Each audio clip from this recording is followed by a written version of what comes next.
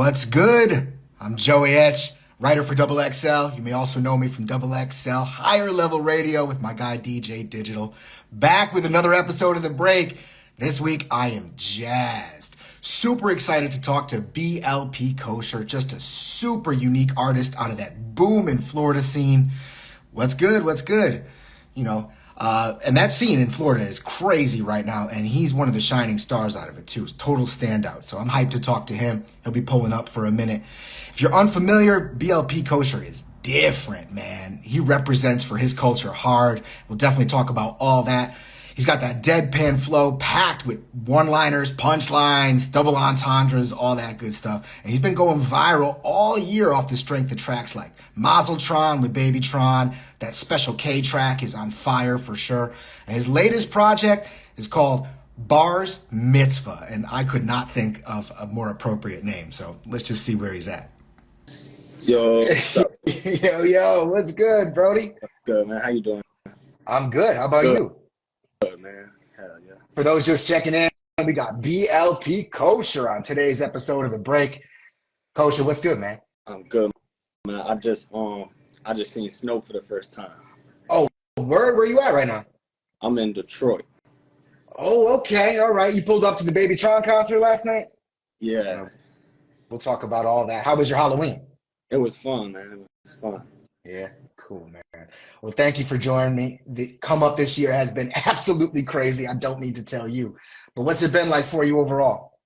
It's been good, man. It's been really fun, bro, for sure. That's dope. That's dope. How you handling all the spotlight? I've been handling it good. I think, just enjoying, the fan love and shit. I love the fans.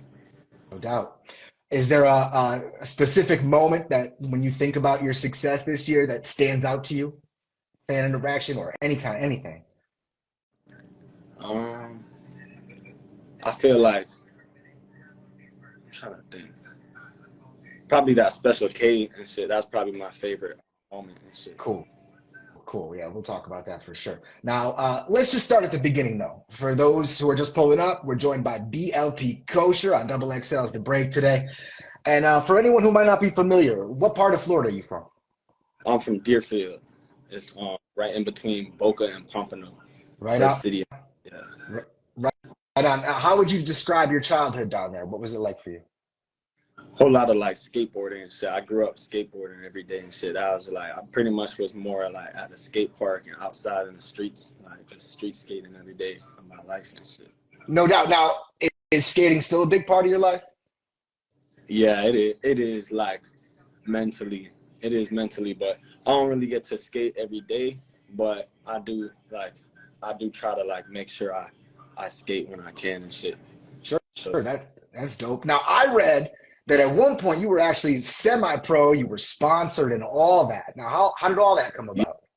Yeah, bro, I was taking it real seriously, like filming videos and stuff with my friends, and I wanted to like take that as a career, a route and shit, but then I found the music shit. Yeah.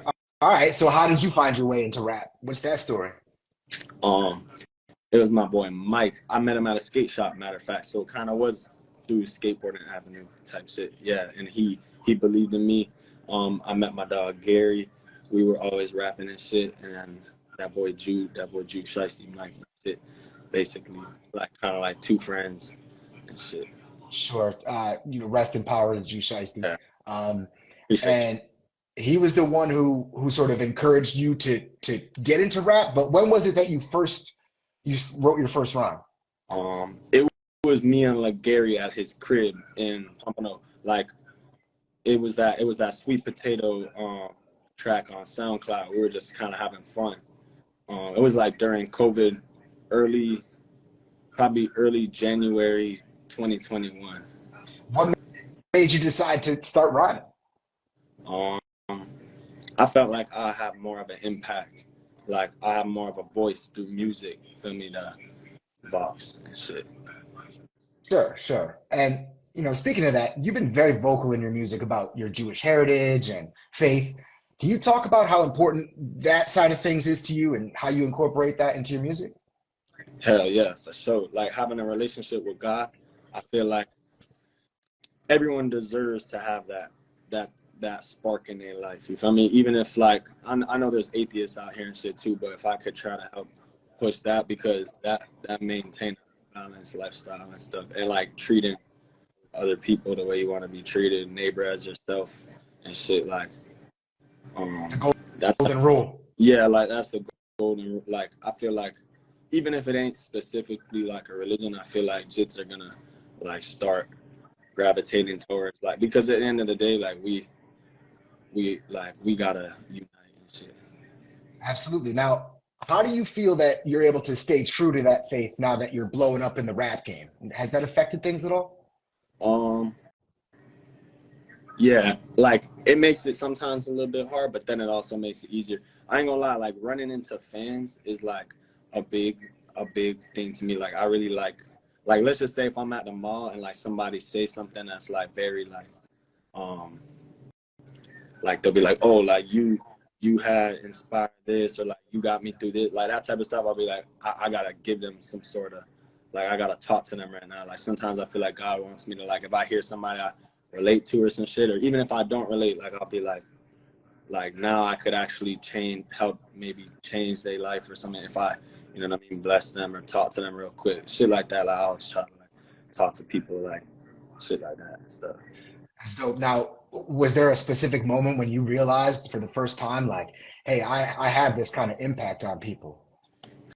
Hell yeah, like that kind of was just like um around like the start and shit. Like I think I seen a fan somewhere and he was like, I don't know if it was at a skate park, I forgot where I was. It was like a younger kid. He was like, oh, like you helped me get through loss of my friend.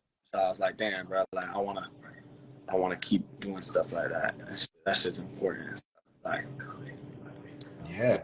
How does it make you feel when someone, of your faith who practices Judaism comes up to you and says that your music is important to me? that shit made me feel real good, bro. That shit. Yeah. For sure. Now, in Special K, you spit a line about passing a blunt to Anne Frank, right? Yeah. If Yeah. if you were gonna have a smoke session with Anne Frank, what would that conversation be like? Um, I would just try to listen, definitely listen to her, try to learn a lot from her, and like pay my respects and stuff, and definitely like be open ears to her for sure. No That doubt, would, no doubt, no doubt. Now, do you remember when you were first put on to hip hop in just a listening sense? yeah, yeah, that was the Dave Mira video game. I had her Gangstar. Oh my God. Gangstar word. Okay, well, we're gonna talk about Preem. But first I want to know, like, um, when when you hit SoundCloud with Juice Shiesty and all that, did you know that at that point, like hip hop was a career? Like I ain't gonna lie, I remember leaving. I left. I left Drew's crib once after I made like my first little solo song, and like he was just telling me like, bro, you gotta just like, he was like, you working on a skate video and this and that, but like just he gave me a little blueprint. He was like, shoot videos, drop weekly, and he's like, I know you making bread like from your job and like you need it for regular expenses, but he's like, low key, like if you go broke for this shit, it's gonna work. And I was like, fuck it, like I was spending my last like dollar on like whatever, just like a video, like Scotty and Folger and shit. Like I would tell them boys like let me get a video for like 150. You feel me? They were letting me shoot for like low budget videos, and I was just like, fuck it, I'm gonna just keep shooting running guns and then like dropping this shit. Did you keep your job during that whole time? Nah, I was kind of leaving a lot of places. Like I got fired from a good amount of jobs for it and shit, but it was all worth it for sure. I think that's what people gotta remember too, is don't get discouraged. Like once, like I had to drop a lot of videos that didn't do well at all, that like everybody was just laughing at them, and I was like, man, you gotta go through that. Like you gotta take losses to win. I mean, like I wouldn't let the discourage. Like a lot of people try rapping and shit, and they'll drop some shit, and then they'll just be like, man, like this shit ain't for me. But it's like it could have been right around the corner, but you just ain't wanna. Feel me? You got to, like, you gotta stand dolo in that shit and be like, man. I mean, Yeah, for sure. Now, but what are some of the things that you would tell yourself when you did feel those moments of discouragement to stay the course? I would low key just delete. Like, I'll drop a video, delete it, and then just like call my dog, me like, we just fuck it, another song. Feel me? Stuff like that. Got it. Just get right back to it. So, all right. So now that you have been going viral for so long at this point, has that affected the way you think about the creative process and making music itself? I don't even know. Like, I don't think so. I don't really. It really just be music is a very present kind of thing. The emotion you're feeling in the studio, the bars that are popping up while driving. I've been like low key writing a lot while driving. Like, driving helps me come up with bars. Like movement, like being on autopilot, like just surfing and shit. And I'll just be like in a nice area, like driving in like a area with a good vibe. I'll probably write a whole song like while listening to beats and shit. That's fire. So when those ideas come to you, like, do you write it down? Do you record it on your phone? Um, I'll probably I'll low key like record myself on like the selfie camera on iPhone and shit. Dope. And then take it back to the studio, find it, refine it, get it going. Yeah, hell yeah, hell yeah. Dope. Like selfie mode camera while driving, or I'll just be like pop out my notes and write that shit. Dope. Now, are you at a point now where like beats are being shopped to you and things like that? Or are you just still kind of looking around to see what fits you? How's that work? Yeah. I'll get a lot of beats. I like a lot of big time producers that like I used to listen to when I was a kid. I fuck with Mike Will Made It. Oh yeah, absolutely, absolutely. Have you worked with him yet? Yeah, he got an artist named True, and like them boys have like a beat I hopped on. It's like the second beat we heard. That shit was fire. And then also DJ Premier and shit, legend. Yeah, man. Yeah, man. We got to talk about that. That song's called Escape, right? Endless. Yeah. Oh, Endless. That's my bad. Endless. I had the E in there. Now, I mean, that's definitely my favorite track on the album. How did that come to be? And what was it like working with one of the GOATs, period? That shit was a full honor, bro. Like, Premier is like a real, like he live and breathe that music shit. I was telling the kids at Apple and stuff, I was telling them boys the same thing. Like, that boy is like a real, like, musician, you feel me? Like a pioneer and shit too. But it was just an honor working with him. We probably sat there and like I was like trying to listen to, he had like some like dope stories about Guru. He was telling us, we're just vibing. We really just were having a good time, and then we recorded like a little rough draft, and then we spun back, and it was Guru's birthday the day we actually recorded the song and shit. Wow. We just brainstormed first. Yeah, it was crazy. Yeah, that boy was slick. Now, how did you link up with him in the first place? That the homie named Mateo told his manager Ian about my Complex interview. He was like, "Oh, that boy Kosher, you know, he rocked with Gangstar and Guru and Preem and stuff." And he was like, he listened to my story. I was at my dog's restaurant in Miami, and he had called. I just seen like a New York 917 call me, and he was just like telling me, he's like, "Bro, like, you know, I appreciate your story, how you keeping your dog's name alive and shit, because that's what he's doing for Guru." So I was like, he was like, "You know, we got to get one in and stuff." I was like, "Man, it'd be an honor. If you want, I'll throw it on my album and stuff." And he was like, "Yeah, for sure." And then we ripped that shit in New York next time I was in the city. That is so fire. Now, did you tell him the story about the Dave Mirra video game? Yeah, hell yeah. What was his reaction to that? He was rocking with it. He was definitely excited about that. It's crazy. It was that, and then it was To the Windows to the Wall. It was Moment of Truth, and then To the Windows to the Wall and shit. No doubt. Two different tracks, but both fire nonetheless, right? Yeah. So in Endless, right? You flip that super hard line about Hartford and Connecticut. Oh yeah. Now I'm from Connecticut, right? So that one stuck out to me right off the bat. Is there a story behind that one? Matter of fact, we actually just did the show in Connecticut recently and shit. It was kind of that one was low key off the dome. I had some stuff prepared, but it was kind of also the song was a little bit of the heat in the moment and shit. What I said, I was like, You did the. I had got the heart for it. Yeah. Connected, start the shows and connect. Oh yeah. Heart for this. Heart. I had a change of heart for this. Yeah. Heart for.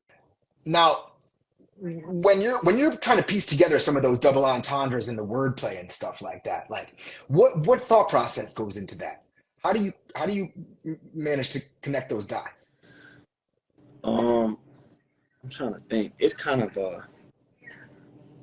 I don't even know how to explain it. Like I just love like old Lil Wayne and stuff. So sometimes like I'll just play like old beats that kind of trigger stuff like that. Like that type of tempo that like gives you time to like break down words and shit. I don't know what the BPM is, but like it's just kind of like the same kind of BPM as like a milli or like 6 foot, 7 foot. Like when I listen to beats like that, it'll kind of like trigger like stuff where you can fit in a lot of words. You feel what I mean? Like a beat with a lot of space in it, I guess. No doubt. Yeah. Now the wordplay itself, like that just comes off the top, or you come up with an idea and mess around with it and tweak it like that. How's that work? Yeah, it's fascinating. Yeah, for sure. Sometimes I'll just write down words. Like sometimes I'll just write down a word that I like, and I know I could use the end syllable with something else and make it different. Like it really just be. Sometimes it's just like a subject too. Sometimes I'll write down about like a subject I want to rap about. Sometimes it'll be a word. Sometimes I'll just come up with the full bar in the studio, like and shit. I definitely would say like that boy Tron pushed my level when it comes to a lot of the bar for bar that we did, because like it's one thing to have to like it's one thing to write, and then it's one thing to like have to rhyme with what they say and not have nothing to prepare. Like let's say like that IRL song, like he went in first. He was like, you got like I had to rhyme with him the whole song, but that like pushed me to like I had to come up with shit on the spot. Same type of energy he came. I gotta match that. So like BabyTron and shit like that. That shit was like a good challenge. It made me like have to like match that type of time and shit. That's kind of dope. And obviously, BabyTron was one of your big breakout tracks with BabyTron. You just jumped on IRL on his album. How did you link up with him? That boy Cole Bennett. Hell yeah. No doubt. Shout out to Cole. Shout out to Tron too. What's your relationship like with Tron? Obviously, we talked about you hitting him up on stage last night and all that. Yeah, that boy, my dog, he lit for real. That boy a goat. It's an honor to pop out on stage and shit too. And stuff. He a real one for bringing me out. I love bringing him out too and shit. Yeah, I saw a video when you brought him out. I think it was Chicago. Yeah. And the crowds you have are wild, man. How have you gravitated to performing? Do you like it? Yeah, I love that shit. I ain't gonna lie. Getting on stage is like everything stops. Like you get on stage, whatever's going on, personal life, whatever the fuck, reality. The second you get on stage, bro, that shit like a numb beauty. Like I don't even know how to explain it, but I love the connection with the fans on stage. That's fantastic, man. Now look, like you talked about how methodical you are in putting together tracks and rhymes and all that. How do you prepare for your performances? I don't even know, to be real. Like I definitely get stage fright, but I just not really anymore. I just been looking forward to it. Like I just drink water and stuff. No doubt. That's cool. Now, I said at the top of this thing that this Florida scene right now is just crazy, booming all over the place. You're at the forefront of that, right? How do you mix it up with some of your other peers in Florida? Do you get along with them? Yeah, hell yeah. Man, Florida like play a huge role in like why and like how I got here and stuff. And I love Florida. I'm so fucked up about Florida. Like I love I care about the new wave and stuff too. I got a lot of unreleased stuff with upcoming Florida artists that I believe in and shit. Dope. Who are some of the artists that you mess with? I'll say my boy Mo Fway, DMT, Alpi. We got I'm trying to think. There's low key so many that like I don't want to miss any names, but I know like there's just too many. But Tyler, Trapland Pat and them? Yeah, for sure. Absolutely. Them boys for sure. And like from Deerfield, they got G6, Red Dot, Young M. They got trying to think. I know I got more unreleased music. I got a song with Lil Chris from Sniper Games. Yep. Yeah. Now, it's cool that you guys down in Florida like kind of seem to support each other and things like that. Yeah. Now, is there a competitive nature involved at all too? And my dog Legary and shit, he right now. Yeah, like No we got doubt. that's my dog and shit too. And Drew Shiesty too. He's gonna be on my future project shit, unreleased and shit. That's fire. Now, like I said, it's dope that you guys, all chop it up together and things like that down there. Do you see each other as competition at all ever? I don't even hell nah. I can't. You can't really do that because one thing about it, that's what these dudes don't realize, bro. Like a lot of big time rappers too. Like if you're in competition with another rapper, you're gonna hold yourself back because like you got to be in competition with your own last drop, or else you're over here competing with somebody that is a total different. You feel me? Like that's why a lot of people be fucking up. I feel like is they'll compete with someone else when they need to be competing with themselves, because that's like you always in a competition with yourself in order to move forward. I feel like because I don't know, this shit ain't no fucking sport. Well, I don't know. Maybe it is a sport. I don't know, but like even in skateboarding and whatever, like a lot of jits will like compete with like someone else, and that'll hold them back because they're not focused on bettering their last piece of work. I feel like, so I guess That is a great point. Now, with that, I noticed you were experimenting a little bit on the album, and you just said you were in competition with yourself to catch up to whatever you just did. What are some of the ways you're doing that? Are you exploring different sounds? What are you getting into? I'm trying to think. I got a project Scarecrow that I'm trying to drop. Like I ain't really rushing it. Like I definitely have some stuff ready, but like I'm excited to like introduce the vulnerable side, but also give the people what they want, because that's what I want. Like I like to turn up.